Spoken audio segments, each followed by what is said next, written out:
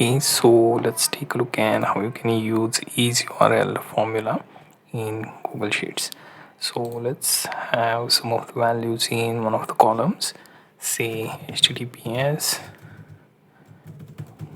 right? So this is pure URL, then short one without HTTPS, third we will just use Google, right?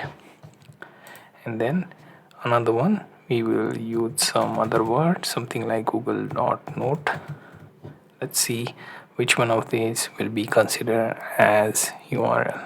So there is this formula I can try on.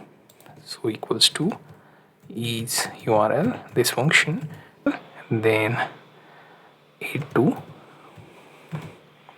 and hit enter.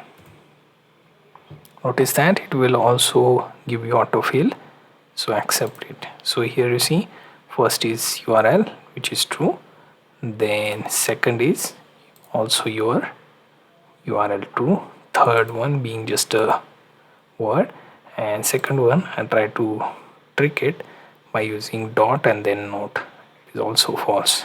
These two false, two true. So we managed to see how ISURL is used here.